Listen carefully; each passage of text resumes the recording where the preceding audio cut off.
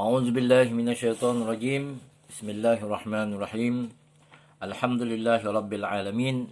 Wassalatu wassalamu ala habibina wa habibillahil alamin. Sayyidina wa maulana Abil Qasimil Mustafa Muhammad wa alihi at-tayyibin at-tahirin wa ashabihil akhyaril muntajibin. Ikhwani wa akhwati, para mahasiswa yang saya hormati dan saya muliakan, aqulu lakum assalamualaikum warahmatullahi ta'ala wabarakatuh.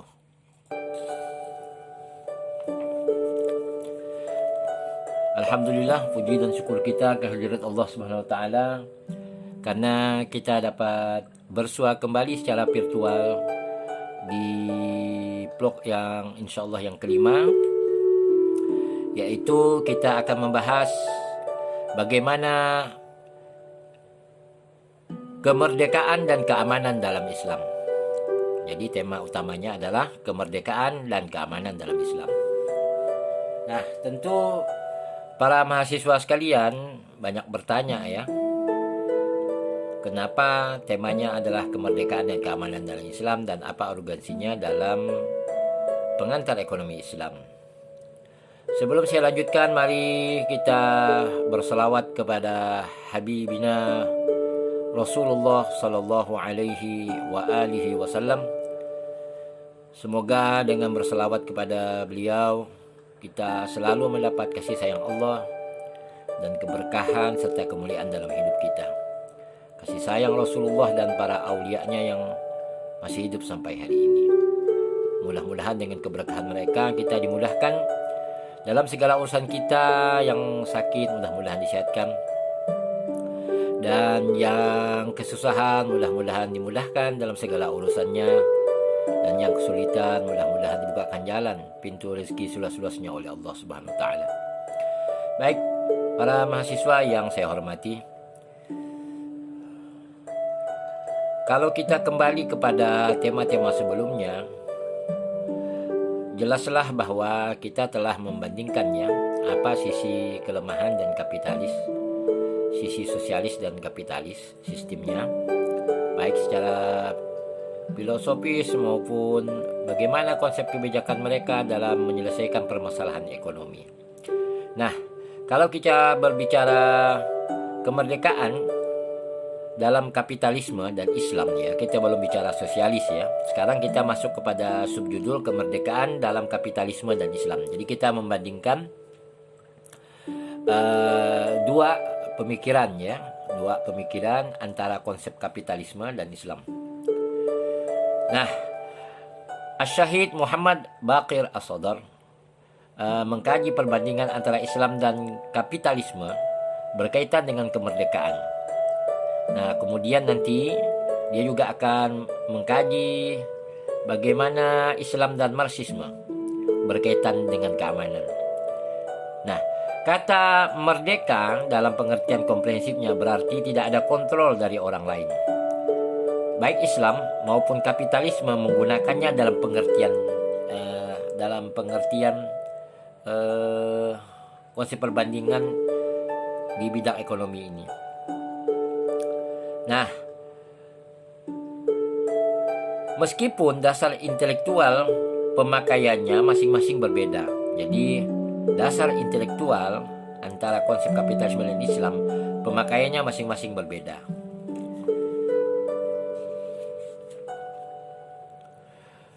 Boleh dicatat bahwa kata merdeka terdapat dalam nas-nas asli Islam dan bukan pinjaman dari Barat.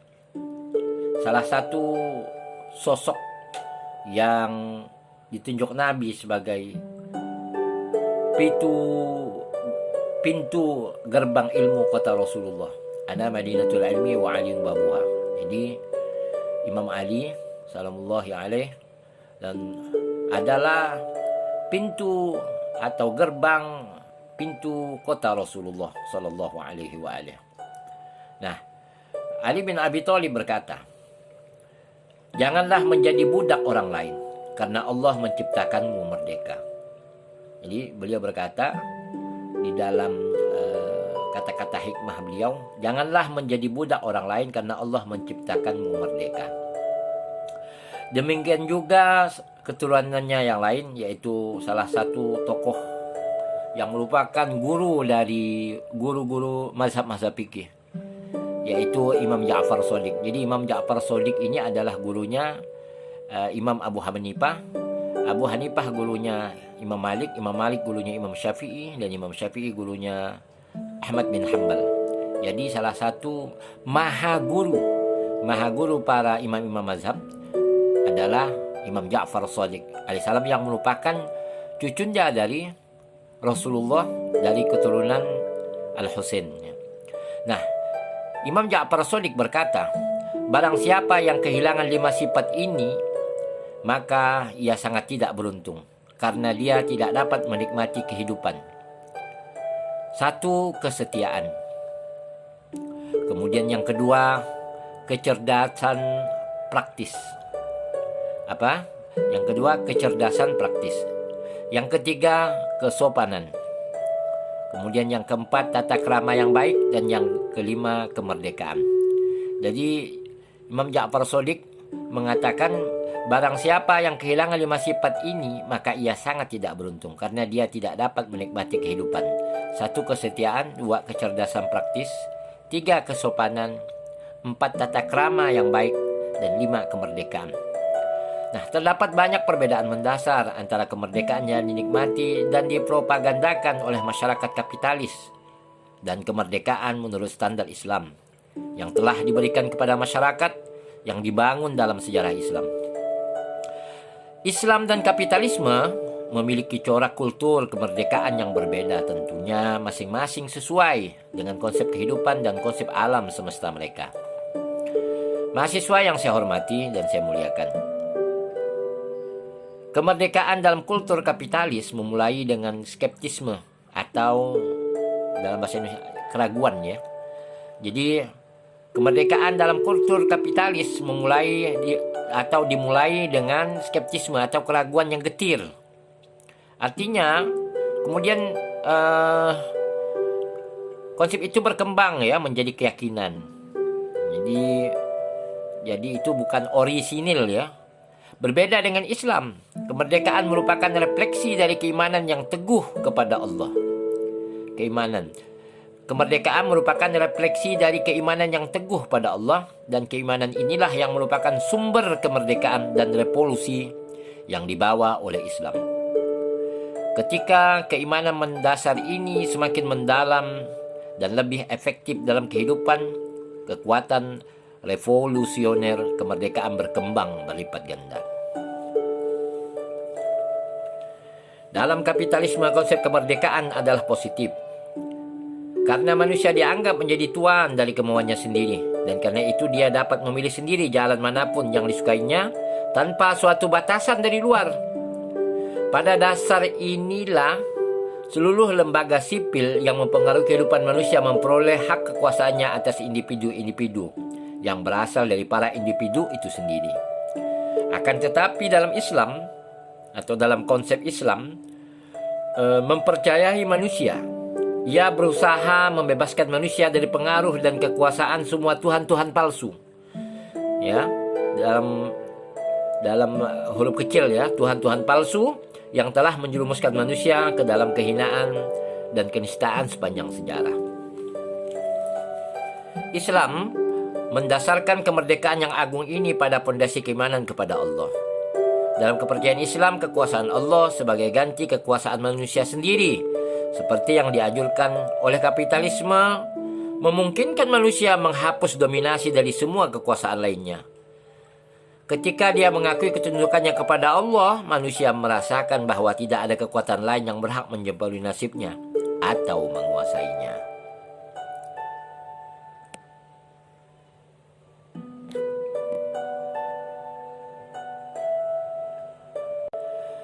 Para mahasiswa mudah-mudahan selalu dirahmati Allah Subhanahu wa taala. Dalam kapitalisme, kemerdekaan adalah suatu hak alami manusia yang boleh ditolak atau dikehendakinya. Akan tetapi tidak demikian dalam Islam. Kemerdekaan dalam Islam berhubungan erat dengan ketundukannya kepada Allah yang Maha Kuasa. Islam melarang seseorang untuk merendahkan derajatnya dengan melepaskan kemerdekaan dan merendahkan dirinya ke bawah perbudakan orang lain. Sekali lagi, perkataan Imam Ali bin Abi Thalib pantas dijadikan patokan dalam konteks ini. Jangan menjadi budak orang lain, karena Allah telah menciptakanmu merdeka. Nah, dalam Islam, manusialah yang bertanggung jawab atas kemerdekaannya. Tanpa tanggung jawab, kemerdekaan tidak berarti apa-apa. Saya ulangi, dalam Islam, manusialah yang bertanggung jawab atas kemerdekaannya. Tanpa tanggung jawab, kemerdekaan tidak berarti apa-apa. Secara umum, ada perbedaan-perbedaan mendasar antara kemerdekaan dalam Islam dan kemerdekaan dalam kapitalisme. Mari kita teruskan pembahasan ini. Para mahasiswa yang saya hormati dan saya muliakan, selanjutnya kita masuk dalam subtema kemerdekaan dalam kultur kapitalisme. Jadi sekarang kita berbicara spesifik. Bagaimana sih konsep kemerdekaan dalam kultur kapitalisme? Kultur itu artinya budaya ya. Budaya yang berkembang dan menjadi sebuah standar ciri khas mereka ya dalam berbagai aspek kehidupannya. Nah, konsep kemerdekaan dalam kultur kapitalisme muncul dalam keadaan yang paling sulit, menyusul pergolakan intelektual berkesinambungan yang terjadi pada permulaan sejarah Eropa modern dan yang menggoncang fondasi semua perkembangan intelektual di Eropa. Sesudah prestasi-prestasi revolusioner di dunia, dengan cepat idola intelektual Eropa berguguran satu demi satu dan terlempar berantakan. Manusia barat mendapatkan jalan masuk kepada konsep-konsep baru tentang alam semesta dan kehidupan dan menemukan teori-teori baru yang tidak sesuai dengan paham-paham masa lalunya yang telah membentuk dasar intelektual dan kehidupan religiusnya sejauh ini. Menurut Syahid Bagir Sadar, selama gerakan intelektual ini, manusia barat mengembangkan gagasan-gagasan baru tentang alam semesta dan mulai memandang warisan masa lalunya dengan curiga dan ragu. Dia merasakan bahwa dunia menurut Kopernikus yang membuktikan bahwa bumi adalah satelit matahari sangat bertentangan dengan Ptolemeus dan Alexandria yang mempercayai bahwa bumi adalah pusat alam semesta. Demikian pula temuan Galileo dan para ilmuwan serta pemikir itu begitu barunya sehingga tidak ada persamaannya dengan gagasan-gagasan dan konsep-konsep para pendeta.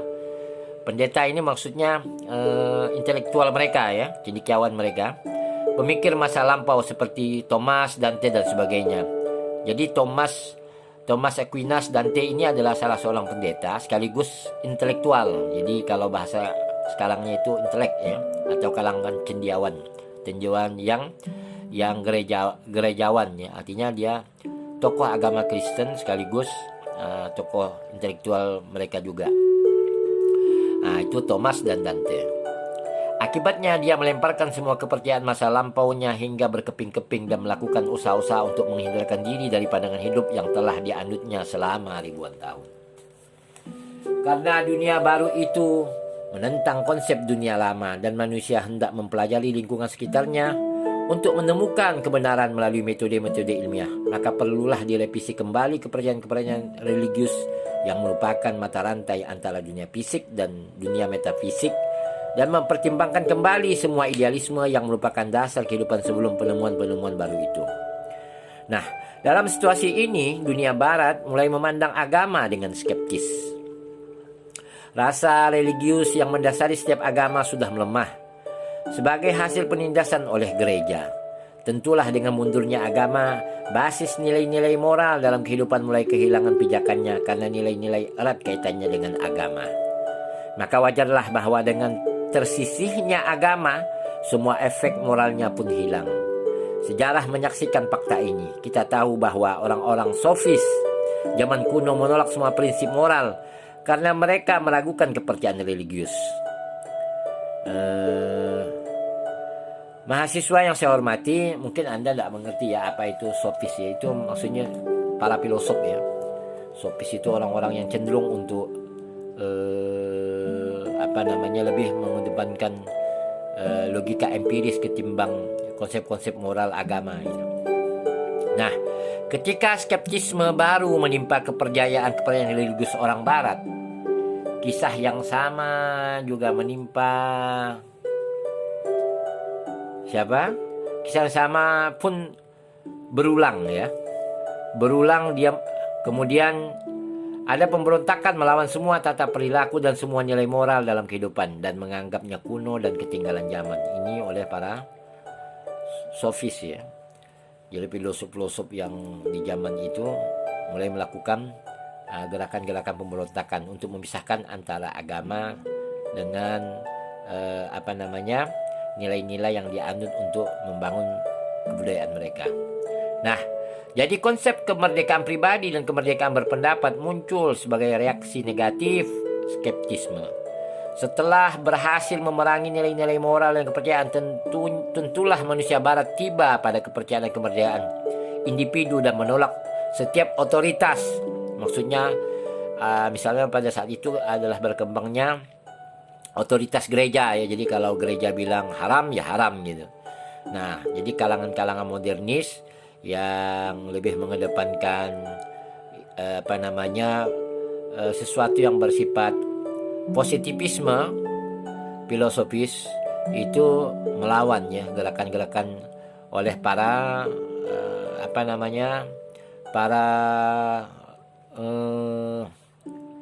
yang dimaksudkan dengan tokoh sentralnya ya, mereka menolak tokoh sentral para gerejawan. Jadi mereka di Eropa ya, manusia Barat menentang itu. Nah, jadi mereka menentang setiap otoritas ya, adanya kekuasaan atas nama agama yang tidak menerima dia sebagai tuan atas kehendaknya dan memaksakan suatu jalan tertentu baginya. Dengan demikian, kultur manusia modern Barat bergerak dari skeptisme ke quote and quote kemerdekaan berpendapat ya. Quote and quote itu maksudnya tanda petik ya, kemerdekaan berpendapat. Dan sesudah mencapai tingkat kemerdekaan berpendapat, mereka mencapai tingkat kemerdekaan pribadi. Sekarang giliran kemerdekaan ekonomi ya, juga dalam tanda petik ya. Kemerdekaan ekonomi yang merupakan tahap lain dari gerak maju kultur ini. Jadi setelah mereka membebaskan diri dari otoritas rohaniawan gereja, kemudian mereka bergerak kepada kemerdekaan berpendapat. Sesudah itu mereka kepada kemerdekaan pribadi. Orang boleh seks bebas, orang boleh menguasai lahan sesuai dengan kemampuan keuangannya tanpa ada batasan-batasan bagi pengekangan keinginannya itu, misalnya bertentangan dengan hak-hak orang lain dan sebagainya. Nah, kemudian itu bergulirlah sampai kepada puncaknya kemerdekaan ekonomi yang merupakan tahap lain dari gerak maju kultur ini. Nah, ini gambaran singkat.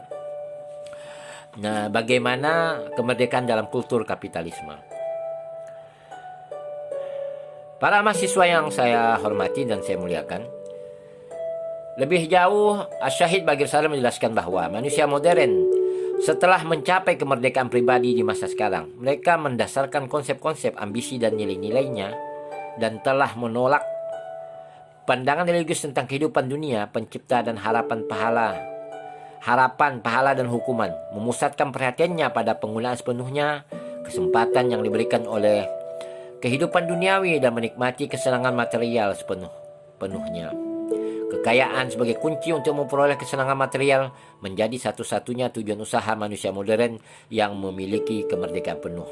Nah, di situ muncul perlunya meletakkan pondasi-pondasi kemerdekaan ekonomi dan memobilisasi semua sumber untuk mencapai tujuan akhir, itu memperoleh uang yang oleh kultur modern ditempatkan sebagai dewa baru. Dalam kenyataannya, dalam perkembangan kultur kapitalisme, kemerdekaan dalam konsep mereka semakin kuat dan pesat. Kapilah kultur modern itu bergerak menjauhi intelektual dan konsep-konsep religius, dan idaman kekayaan mengatasi semua pertimbangan lainnya. Semakin konsep-konsep kebajikan religius diabaikan dan dorongan ekonomi begitu kuat pada persimpangan yang genting pada perkembangan sejarah kultur Barat ini, sehingga Marx Nah, Marx ini kan sosialis, otomatis dia pasti bertentangan dengan konsep kapitalis dalam pola pemikirannya. Marx berpikir bahwa faktor ekonomi adalah kekuatan motivasi tunggal sepanjang sejarah manusia. Jelaslah, kemerdekaan ekonomi tidak bisa dipisahkan dari kemerdekaan politik karena menyingkirkan semua hambatan politik dan mengatasi semua tantangan yang mungkin dipasang penguasa adalah prasyarat sebagai kegiatan bebas dalam bidang ekonomi.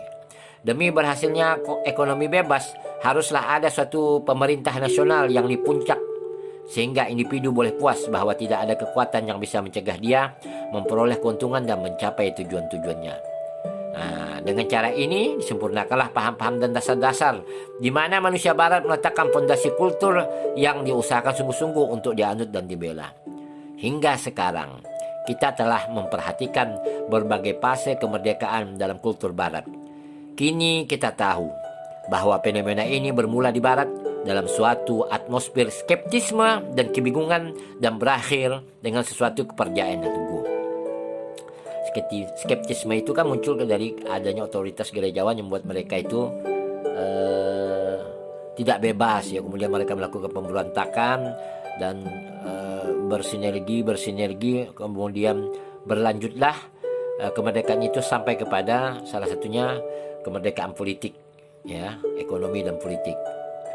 Nah, para mahasiswa yang saya hormati, manusia barat merasa tak pantas mematuhi kekuasaan apapun. Konsep kemerdekaannya mencerminkan kepercayaan pada kekuasaannya sendiri. Dia maju selangkah lagi dengan meremehkan bahkan setiap hubungan hipotesis dengan pencipta dan hari kemudian. Artinya kemerdekaan di dalam perspektif mereka itu terlepas dari nilai-nilai religius. Itulah intinya. Para mahasiswa yang saya hormati dan saya muliakan, sekarang kita masuk ke dalam subtema, bagaimana sih sebenarnya hakikat kemerdekaan dalam Islam? Menurut Syahid Baqir As-Sadr, konsep kemerdekaan dalam Islam berbeda total dengan konsep Barat. Islam hanya memperhatikan hasil negatif dari kemerdekaan. Jelasnya, kemerdekaan dalam Islam mencerminkan suatu gerakan untuk membebaskan manusia dari dominasi orang lain dan menghancurkan rantai yang membelenggu tangan manusia. Mencapai tujuan ini adalah salah satu maksud yang paling besar dari risalah ilahi. Al-Quran yang suci mengatakan, A'udzubillahi minasyaitonirrajim. Nabi membuang dari mereka beban-beban yang berat dan belenggu-belenggu yang berada di tengkuk mereka. Quran Surah Al-A'raf 157. Surah ini adalah potongan dari Surah Al-A'raf 157 dalam teks Arab. Teks Al-Qurannya, A'udzubillahi minasyaitonirrajim. Wa yad'u anhum israhum wal aghlal allati kanat 'alaihim. Di ayat sebelumnya disebutkan alladzina yattabi'una ar-rasula an-nabiyyal ummiyal ladzi yajidunahu maktuban 'indahum fit tawrati wal injil ya'muruhum bil ma'rufi wa yanhahum 'anil munkar wa yuhillu lahumut thayyibati wa yuharrimu 'alaihimul khaba'ith. Nah, itu ayat sebelumnya. Nah, dalam konteks ini ayat yang dikaitkan dalam konteks kemerdekaan dalam Islam ini adalah yaitu Nabi membuang dari mereka beban-beban yang berat, wa yad'u anhum israhum wal aghlal allati kanat 'alaihim, dan belenggu-belenggu yang berada di tengkuk mereka. Ini sekali lagi saya ulang dalam surah Al-A'raf ayat 157. Islam tidak menerima konsep kemerdekaan positif yang lumrah di Barat karena ia tidak percaya bahwa hak-hak manusia tentang persamaan dan kebebasan adalah hasil kekuasaan diri manusia sendiri, atau bahwa manusia bebas merancang setiap program kehidupan semaunya sendiri. Islam membebaskan manusia dari perbudakan quote and quote ya, tanda kutip, Tuhan-Tuhan palsu, dan mengaitkan kemerdekaannya dengan ibadah murni kepada Allah. Menurut akidah Islam, di atas segala-galanya manusia adalah hamba Allah. Dengan demikian, dia tidak boleh membiarkan dirinya tunduk kepada siapapun atau apapun lainnya. Dari segi pandang Islam, dia berdiri pada pijakan yang sama dengan segala yang ada. Semuanya adalah hamba Allah. Dalam Islam, dasar kemerdekaan manusia adalah keesaan ilahi. Keesaan ilahi. Tauhid dan keimanan yang murni kepada Allah.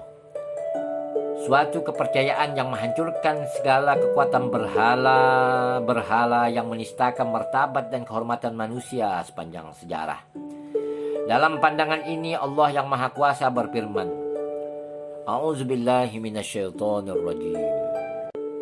Qul ya ahlal kitab ta'alu ila kalimatin sawa'in bainana wa bainakum alla na'budu illallah wa la nusyrika bihi syai'an wa la yattakhidha ba'duna ba'dan arbaban min dunillah.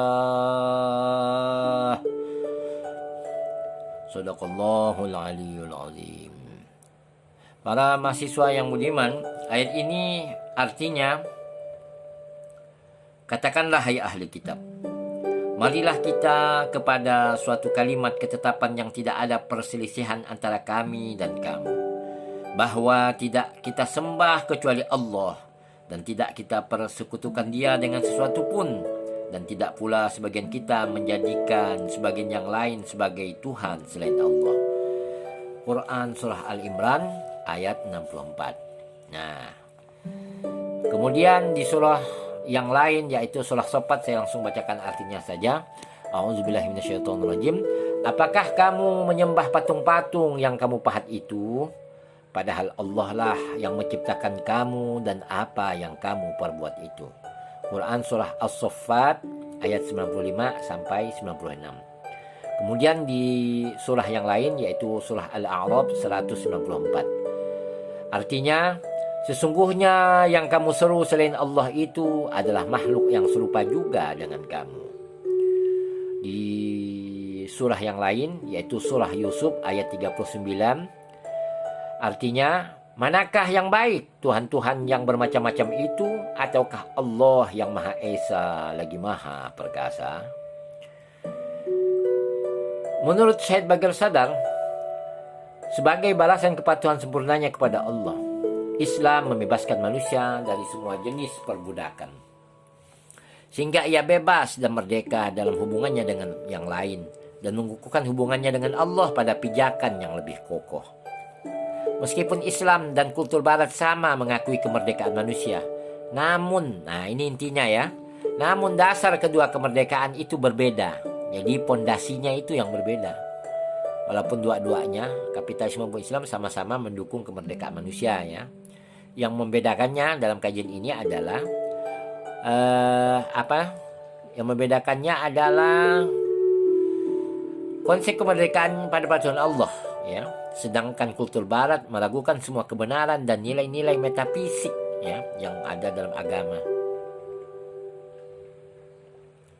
Karena konsep ketuhanan itu kan metafisik. Kita tidak bisa melihat Tuhan, kita tidak bisa meraba Tuhan, ya. Kita tidak bisa melihat surga neraka hari ini.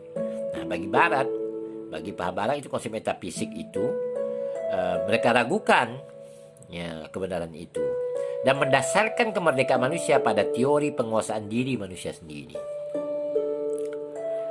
Dalam Islam, konsep kemerdekaan berasal dari keimanan yang teguh kepada tauhid dan kekuasaan Allah.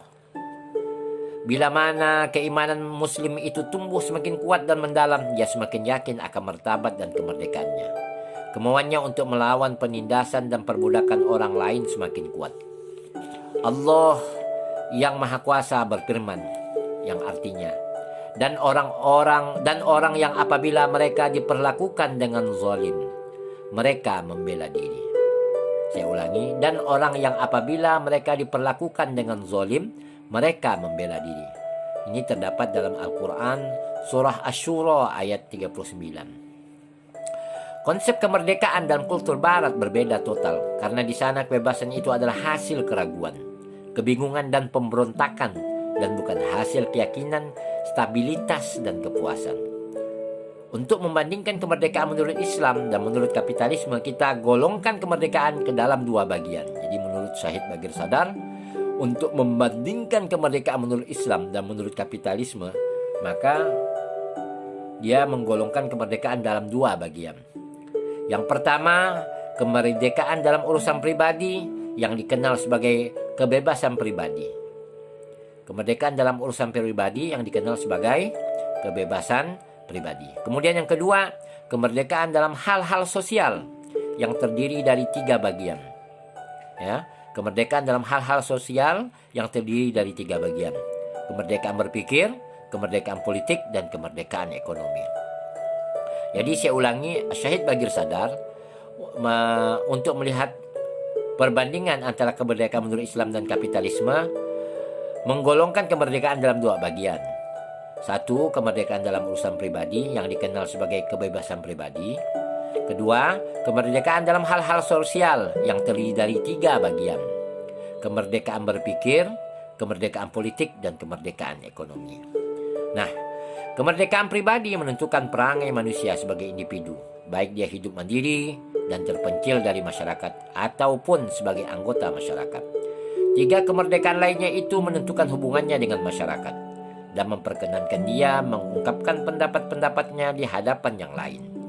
Ketiga, kemerdekaan itu juga membolehkan dia mempengaruhi pembentukan pemerintahan dan membuka jalan ke berbagai kegiatan ekonomi yang dipilih dan disukainya. Nah, kemudian beliau menjelaskan apa itu kemerdekaan pribadi. Kultur modern Barat mengambil segala tindakan untuk memberikan kemerdekaan yang cukup kepada setiap anggota masyarakat dan memberi kesempatan kepada mereka untuk menggunakannya selama tidak mempengaruhi kemerdekaan orang lain. Kemerdekaan manusia Barat hanya dibatasi oleh kemerdekaan orang lain. Dampak pada pemikiran dan dorongan batin yang mengalir dari kemerdekaan seperti itu tidak penting bagi Barat. Karena setiap orang di sana bebas menempuh jalan hidup apapun dan dalam batas-batasnya sendiri menggunakan kemerdekaannya menurut yang dianggapnya pantas. Sebagai contoh, seorang peminum dibolehkan minum minuman keras sebanyak yang dia sukai, sekalipun hingga hilang akalnya, karena dia berhak menggunakan kemerdekaannya selama dia tidak mengganggu orang lain. Nah, ini menurut kebebasan pribadi menurut kapitalisme. Selama beberapa waktu orang terbuai oleh lagu merdu kebebasan ini. Mereka merasa seakan-akan telah dibebaskan dari ikatan-ikatan yang membelenggu mereka selama ribuan tahun. Dan bebas membentuk kehidupan mereka sesuka hatinya. Mimpi indah ini tidak berlangsung lama. Tak lama kemudian orang sadar bahwa jenis kebebasan total ini adalah khayalan. Dan semua konsep dan aspirasinya lenyap bersama angin. Akan tetapi, sekali manusia menemukan dirinya pada suatu jalan tertentu, ia segera bergerak maju dengan cepatnya pada jalan itu. Dan terbiasa dengan hal itu dan tidak mampu mengubah tujuannya, apapun akibatnya. Meskipun terdapat segala jebakan, satu-satunya hiburan tertinggal bagi mereka hanyalah menurut kata orang. Inilah jalan kebenaran. Jalan kemerdekaan. Ya. Nah, selanjutnya Syahid Bagir Sadar menjelaskan Islam menyadari kenyataan pahit ini 14 abad yang lalu, dan karena itulah maka konsep kemerdekaannya tidak dangkal dan penuh kontradiksi sebagaimana yang terbukti pada kebebasan Barat. Islam memberikan makna kemerdekaan yang lebih dalam dan lebih luas. Ia memproklamasikannya dalam bentuk yang sedemikian rupa sehingga tidak saja ia menghancurkan belenggu-belenggu dan kekangan, akan tetapi juga melenyapkan penyebab-penyebab sejatinya. Jadi, maksudnya Islam ya, menjamin bentuk kemerdekaan yang paling murni dan maju yang pernah dialami manusia dalam sejarahnya. Nah, kemerdekaan dalam kultur Barat diawali dengan kebebasan bertindak tanpa batas dan berakhir pada perbudakan dan berbagai ragam rintangan. Sebab kemerdekaan dalam Islam sangat berbeda. Ia mulai dengan kepatuhan yang sempurna kepada Allah dan berakhir dalam kemerdekaan dan keselamatan menyeluruh dari semua jenis perbudakan. Langkah besar pertama yang ditempuh Islam adalah membebaskan manusia dari cengkeraman hawa nafsu buruknya. Dalam pemikiran Islam, kemerdekaan tidaklah berarti menunjukkan suatu jalan tertentu kepada manusia, kemudian dia perintahkan untuk berjalan mengikuti jalan itu sesuka hatinya. Manusia hanya benar-benar bebas bila mana dia mampu mengatur geraknya sepanjang garis-garis yang tertentu dan mempertahankan kepribadian manusiawinya. Usaha demikian hanya dilakukan oleh Islam. Ia pertama-tama membebaskan manusia dari cengkeraman hawa nafsunya. Ia mengubah hawa nafsunya menjadi suatu alat yang mengenalkan dia dengan kebutuhan-kebutuhannya, sebagai ganti membiarkannya menjadi kekuatan yang mengontrol dan memotivasi. Jika manusia tidak menguasai dorongan batinnya, dia kehilangan kemerdekaannya sejak awal mula. Karena jika akalnya dan daya kemampuan manusiawinya yang lain-lain yang membedakan dia dari binatang tunduk kepada dorongan-dorongan naluri hawa nafsunya dan tidak berfungsi secara mandiri, tidaklah ia berguna sekalipun tangannya tidak terikat. Kita tahu bahwa manusia maupun binatang berbuat menurut kehendaknya. Akan tetapi titik yang paling mendasar yang membedakan antara mereka adalah perbuatan binatang itu ditentukan oleh gerak naluri. Sedangkan manusia mampu untuk menggunakan akal dan menguasai nafsunya. Disitulah terletak kemerdekaannya. Jika kita membuang tenaga ini lalu puas dengan kemerdekaan rekayasa dan mendorong hawa nafsu seperti yang dilakukan oleh kultur barat modern, kita berangsur-angsur merampas kemerdekaannya untuk melawan kecenderungan hewaninya dan membuat dia tak berdaya dalam menghadapi hawa nafsunya yang rendah. Pada sisi lain, jika sejak awal mulanya kita kembangkan tenaga yang sungguhnya mewakili kemerdekaan manusia, kita dapat melatih manusia secara manusiawi dan menyadarkan dia bahwa tugas hidupnya lebih tinggi dari membiarkan diri dipimpin oleh nafsu hewaninya. Dalam hal ini, dia akan menyadari bahwa berusaha untuk mewujudkan tujuan-tujuan penciptaannya adalah jauh lebih baik daripada memperoleh kesenangan material yang tidak berharga itu. Sesungguhnya jika kita dapat membebaskan manusia dari perbudakan nafsunya, dia akan bebas dalam makna yang sebenarnya. Karena dengan jalan ini dia akan mampu memilih jalan hidupnya tanpa dihalangi oleh nafsu-nafsu yang rendah atau kenikmatan hewani. Misi inilah yang disempurnakan oleh Al-Quran yang suci ketika ia menempa seorang muslim menurut pandangan spiritual tertentu yang mengubah standar-standarnya dan memperluas cakrawalanya. Al-Quran yang suci mengatakan, A'udzubillah minasyaitonirrajim. Artinya, dijadikan indah pada pandangan manusia kecintaan kepada apa-apa yang diingininya, yaitu wanita-wanita, anak-anak, harta yang banyak dari jenis emas, perak, kuda pilihan, binatang-binatang ternak, dan sawah ladang. Itulah kesenangan hidup di dunia dan di sisi Allah tempat kembali yang baik.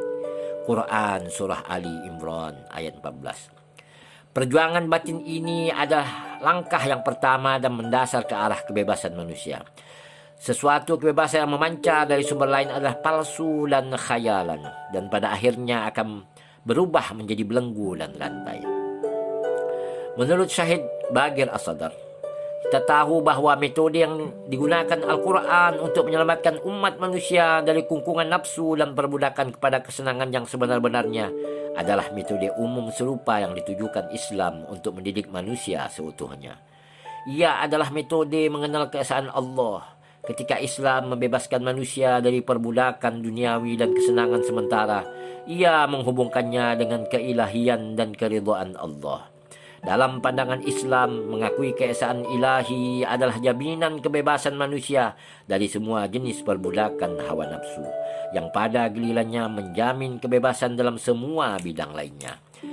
Yang diingin katakan oleh analisis Syahid Bagir Sadar, bahwa sebelumnya dia telah menjelaskan untuk menunjukkan betapa besarnya hasil yang memancar dari sumber ini, dan bagaimana perbedaan kemerdekaan manusia dalam Islam dan menurut Barat. Bangsa yang dibebaskan oleh Al-Quran sanggup menerapkan larangan meminum minuman keras hanya dengan satu kalimat tentang hal itu, karena umat itu mampu menguasai kemauan dan tidak bergantung pada nafsu hewani. Dengan kata lain, ia menikmati kemerdekaan yang membolehkan ia mengurusi jalan hidupnya sendiri. Akan tetapi bangsa yang terlatih oleh kultur modern yang dilengkapi dengan merek kemerdekaannya sendiri, meskipun berlapis bedak, ternyata tidak berdaya kehendak dan tidak sanggup memimpin kehidupannya sendiri, karena gerak batinnya tidak bebas dan ia begitu dikuasai oleh hawa nafsu dan kesenangan material, sehingga ia kehilangan kontrol diri. Itulah sebabnya kita melihat bahwa Amerika Serikat gagal dalam kampanye besarnya melarang minuman keras. Meskipun ia menggunakan semua kekuatan material dan moral serta banyak petugas sosialnya untuk tujuan ini, bangsa itu tidak dapat melepaskan diri dari kutukan minuman keras. Kegagalan besar ini disebabkan oleh fakta bahwa manusia barat tidak memiliki kemerdekaan yang sesungguhnya. Meskipun pada tingkat intelektual dia cukup yakin, namun dia tidak sanggup mengatakan tidak kepada nafsunya. Itulah sebabnya maka undang-undang larangan minum keras gagal. Sedangkan menurut Islam, Syahid Muhammad Baqir As-Sadr menjelaskan, kemerdekaan rohani atau konsistensi jiwa merupakan infrastruktur masyarakat merdeka. Orang tak mungkin menunjukkan kebebasan dalam bidang sosial apabila ia tak mampu menguasai kemauannya dan mengontrol nafsu-nafsunya. Al-Quran yang suci mengatakan, A'udzubillahi minasyaitonirrajim. Artinya, sesungguhnya Allah tidak mengubah keadaan suatu kaum hingga mereka mengubah keadaan yang ada pada dirinya sendiri. Quran surah Ar-Ra'd ayat 11. Di tempat yang lain Al-Quran mengatakan, A'udzubillahi minasyaitonirrajim. Artinya, dan jika kami hendak membinasakan suatu negeri, maka kami perintahkan kepada orang-orang yang hidup mewah agar menaati Allah. Tetapi mereka berbuat durhaka dalam negeri itu, maka sudah sepantasnya lah berlaku terhadapnya perkataan atau ketentuan kami. Kemudian kami hancurkan negeri itu sehancur-hancurnya. Quran surah Al-Isra ayat 16. Mahasiswa yang saya hormati dan saya muliakan, selanjutnya kita masuk ke dalam penjelasan tentang apa itu kemerdekaan dalam bidang sosial yang tadi dibagi dalam 3 kategori. Nah, sebagaimana Islam berusaha sungguh-sungguh untuk membebaskan manusia dari dalam, ia juga berjuang keras untuk kemerdekaan dia dalam bidang sosial. Dalam hal pribadi, Islam menyelamatkan manusia dari nafsu-nafsu yang merampas kemerdekaannya. Dalam bidang sosial, ia menghapus penaklukan dan penindasan oleh manusia atas manusia. Al-Quran yang suci mengatakan, A'udzubillahi minasyaitonirrajim. Artinya, katakanlah hai ahli kitab, marilah kita kepada suatu ketetapan antara kami dan kamu, bahwa kita tidak menyembah kecuali Allah dan kita tidak mempersekutukan dia dengan sesuatu pun, dan tidak sebagian kita menjadikan sebagian yang lain sebagai Tuhan selain Allah.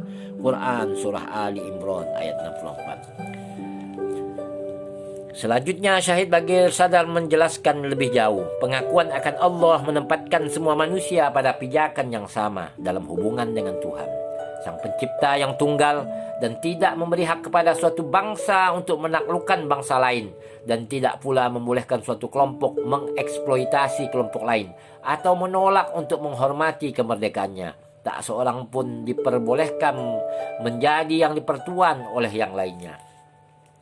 Kita dapati bahwa Al-Quran telah menggunakan teknik yang sama dalam memerangi penaklukan manusia oleh manusia lain, seperti yang ia gunakan dalam kampanyenya untuk memerdekakan manusia dari hawa nafsunya. Islam dalam semua dakwahnya menggunakan tauhid sebagai senjatanya. Ketika manusia menjadi hamba Allah, maka dia membuang semua Tuhan palsu. Dengan demikian, dia tidak merasa rendah atau hina di hadapan sesuatu kekuatan atau penguasa duniawi.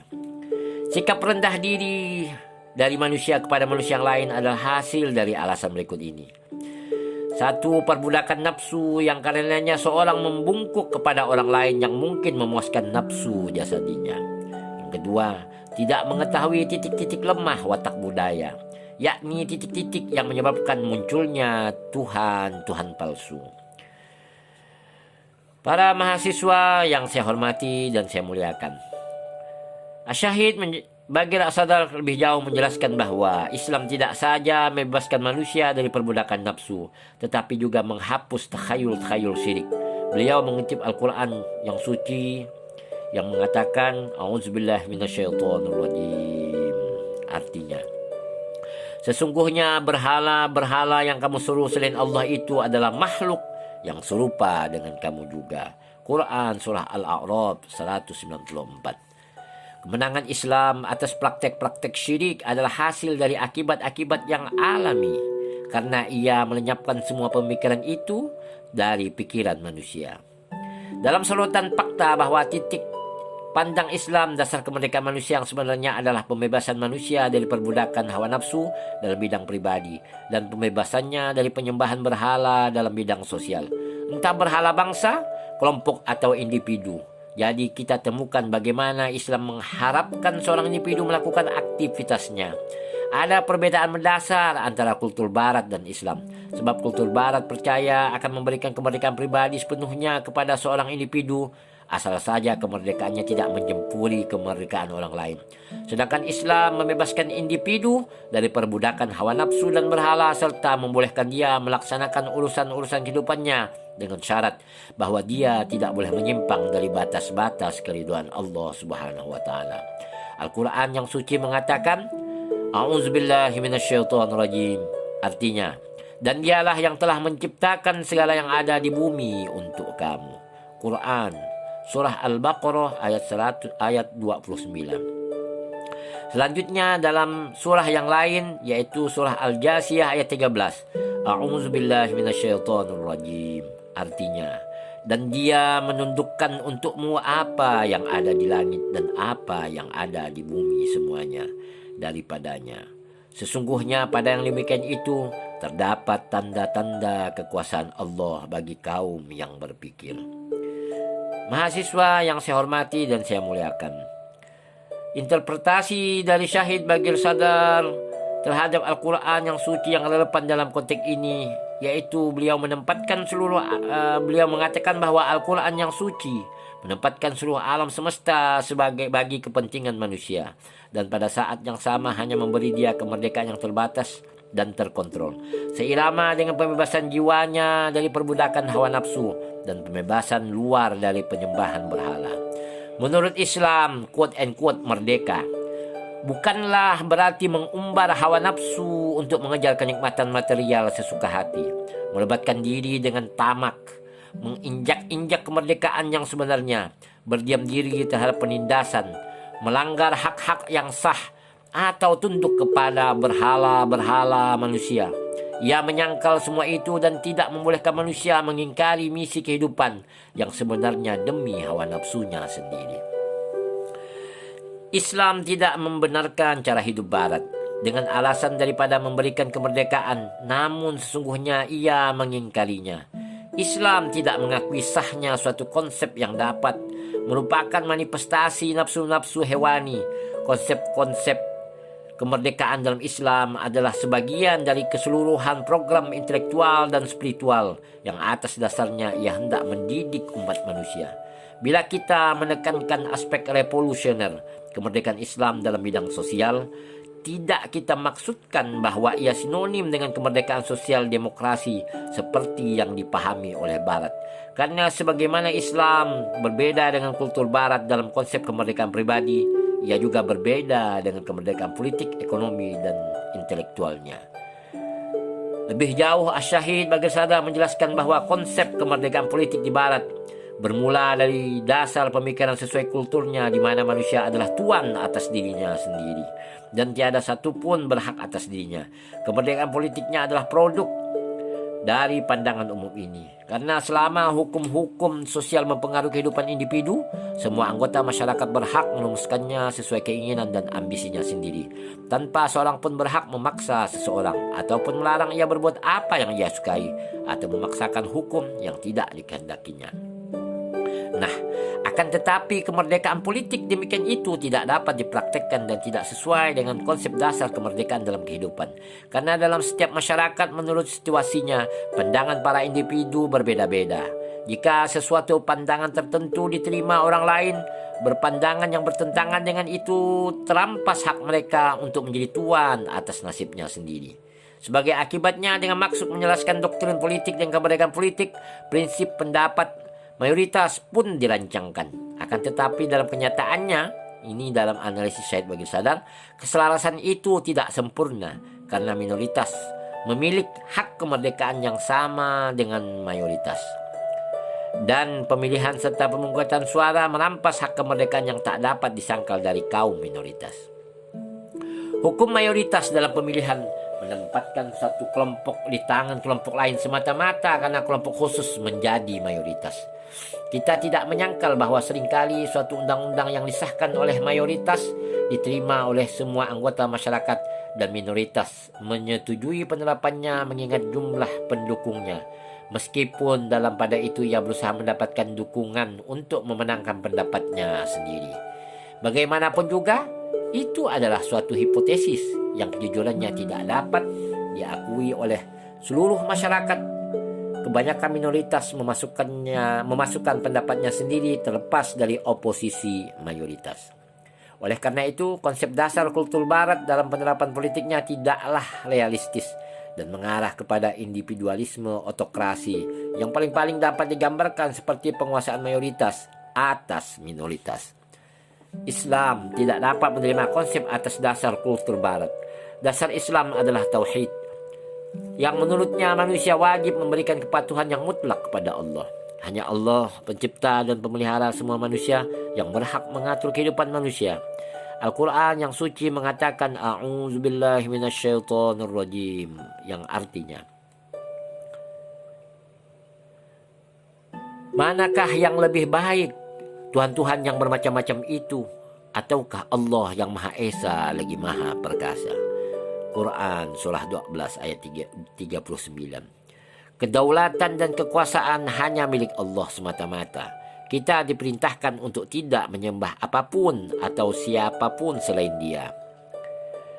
Islam mencela orang yang mengambil orang lain sebagai Tuhan mereka. Al-Quran yang suci mengatakan A'udzubillahi minasyaitonirrajim.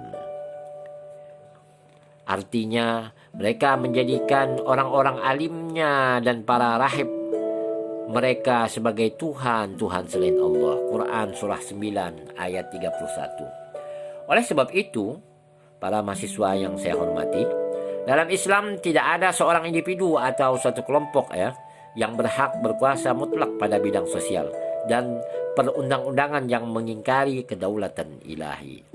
Dari pembahasan sebelumnya jelaslah bahwa dari titik pandang Islam kemerdekaan manusia dalam bidang politik didasarkan pada keimanan, sehingga semua anggota masyarakat memiliki tanggung jawab yang sama untuk melaksanakan perintah-perintah ilahi.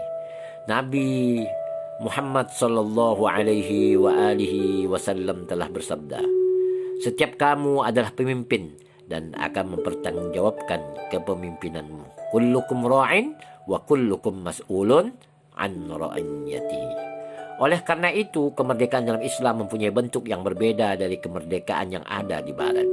Dalam Islam, semua adalah sama, tetapi hanya dalam memegang amanah ilahi, bukan dalam kekuasaan. Hasil dari kesamaan ini adalah manusia merdeka dari dominasi orang lain dalam bidang politik dan menghapus semua jenis eksploitasi politik, kekuasaan despotik, dan kekuasaan kelas. Maka Al-Quran yang suci mencela kekuasaan Fir'aun dan politik yang dijalankannya karena merupakan despotisme dan dominasi kelas. Al-Quran yang suci mengatakan A'udzubillahi minasyaitonirrajim.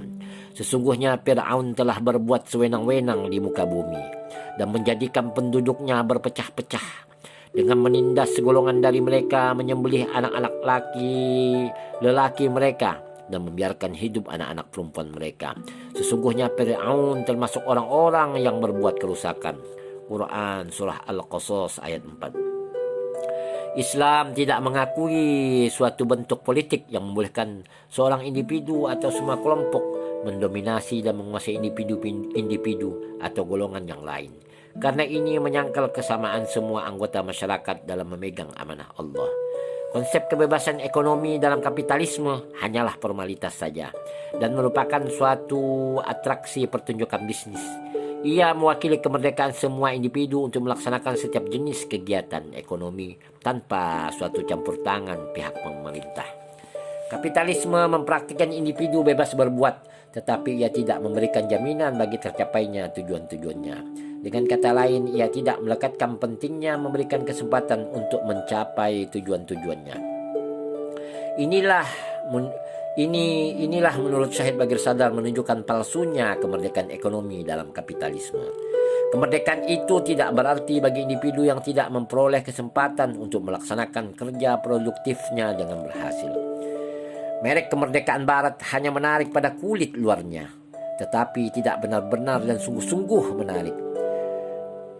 Di barat kemerdekaan berenang bagi orang yang tak pandai berenang, yang kepadanya dikatakan bahwa dia boleh bebas berenang sesukanya. Jika kita sungguh-sungguh memberikan kemerdekaan berenang kepada orang yang tak pandai berenang, pertama-tama kita harus mengambil tindakan penyelamatan baginya. Kita harus menggunakan seorang ahli renang untuk mengawasi latihannya. Hanya dengan begitu kita dapat memberikan kemerdekaan berenang yang sebenarnya bagi semua. Islam telah membuat usaha-usaha demikian dalam bidang ekonomi, karena ia memadukan kemerdekaan ekonomi dan keamanan ekonomi. Jadi ada konsep kemerdekaan ekonomi dan keamanan ekonomi. Dalam Islam, seluruh umat menikmati kemerdekaan ekonomi. Akan tetapi Islam melakukannya secara khas. Kaum muslimin tidak dibolehkan merintangi kemerdekaan para individu demi kemakmuran bersama. Jadi dalam Islam ada kecocokan antara konsep kemerdekaan dan keamanan sosial. Di barat, kemerdekaan berpendapat berarti bahwa setiap orang berhak mengeluarkan pendapat dan mengajak orang lain untuk menerima pendapatnya. Akan tetapi kemerdekaan itu hanya dibolehkan selama ia tidak mengancam dalil-dalil kemerdekaan itu sendiri. Maka masyarakat demokrasi mencoba meremukkan pandangan-pandangan fasis, dan mengapa pandangan fasis tak mungkin sesuai dengan prinsip-prinsip demokrasi. Islam berbeda pandangan dalam hal ini, karena akidahnya berdasarkan tauhid dan hubungan alam semesta dengan pencipta. Berbeda dengan dalil kapitalisme, Islam membolehkan manusia mengemukakan pendapatnya selama tidak melanggar dasar tauhid yang merupakan dasar yang sungguhnya kemerdekaan manusia. Dengan demikian, baik Islam maupun kultur barat membolehkan kemerdekaan berpendapat, akan tetapi hanya sejauh tidak mempengaruhi basis kemerdekaan menurut konsepnya masing-masing. Dengan maksud untuk mengembangkan penalaran deduktif, program revolusioner kemerdekaan intelektual dalam Islam yang meliputi kampanye melawan penerimaan mitos-mitos populer dan pendapat orang lain tanpa memikirkannya. Tidak seperti kultur barat, Islam tidak mendorong pemikiran bebas, karena kemerdekaan seluas itu merusak konsep kemerdekaan itu sendiri, dan seringkali memuncak dalam perbudakan mental yang memanifestasikan prasangka dan penyucian mitos. Menurut Islam, orang harus mengembangkan penalaran deduktifnya dengan maksud memberikan ekspresi kepada gagasan-gagasan baru dan hanya menerima pemikiran dan pandangan-pandangan orang lain yang terbukti logis. Pendekatan intelektual ini akan menyelamatkan dia dari penyerahan kepada prasangka, adat-adat, kebiasaan, dan mitos-mitos yang tak masuk akal. Sebenarnya pokok ini merupakan sebagian dari kampanye yang dilancarkan Islam untuk kemerdekaan jiwa manusia. Sebagaimana Islam telah membebaskan kemauan manusia dari perbudakan hawa nafsu, demikian pula ia membebaskan daya pikir dari perbudakan adat, prasangka, dan mitos. Al-Quran yang suci mengemukakan A'udzubillahi minasyaitonirrajim, yang artinya, sampaikanlah berita-berita itu kepada hamba-hambaku yang mendengarkan perkataan, lalu mengikuti apa yang paling baik di antaranya. Mereka itulah orang-orang yang telah diberi Allah petunjuk, dan mereka itulah orang yang berakal. Quran surah Az-Zumar ayat 18. Kemudian di surah yang lain, yang artinya, dan kami turunkan kepadamu Al-Quran agar kamu menerangkan kepada umat manusia apa yang telah diturunkan kepada mereka, dan supaya mereka memikirkan. Quran surah An-Nahl ayat 44. Kemudian lagi Al-Quran mengatakan yang artinya A'udzubillahi minasyaitonirrajim. Dan apabila dikatakan kepada mereka, ikutilah apa-apa yang telah diturunkan oleh Allah, mereka menjawab, tidak, kami akan mengikuti apa yang telah kami dapati dari nenek moyang kami, walaupun nenek moyang mereka itu tidak mengetahui sesuatu apapun dan tidak mendapat petunjuk. Al-Quran surah Al-Baqarah ayat 170. Dalam surah yang sama, Al-Quran yang suci mengatakan yang artinya, demikian itu hanya angan-angan mereka yang kosong belaka. Katakanlah, tunjukkanlah bukti kebenaranmu jika kamu adalah orang-orang yang benar. Al-Quran, surah Al-Baqarah ayat 111. Baik, para mahasiswa yang saya hormati dan saya muliakan. Nah, demikianlah ringkasan ya pembacaan saya terkait bagaimana kemerdekaan ya. Dan kapitalisme dan Islam ini konsepnya adalah konsep kemerdekaan ya. Kemerdekaan, bagaimana kemerdekaan dalam perspektif Islam maupun kapitalisme. Mudah-mudahan kajian singkat terkait konsep ini Anda mengerti. Silakan absen di kolom komentar. Jika Anda tidak mengerti, nanti tanya saja di grup WA kelas ya. Nanti saya akan jelaskan di sana. Mudah-mudahan kajian sederhana ini bermanfaat buat kita semua. Aqulu lakum akhirul kalam. Assalamualaikum warahmatullahi taala wabarakatuh.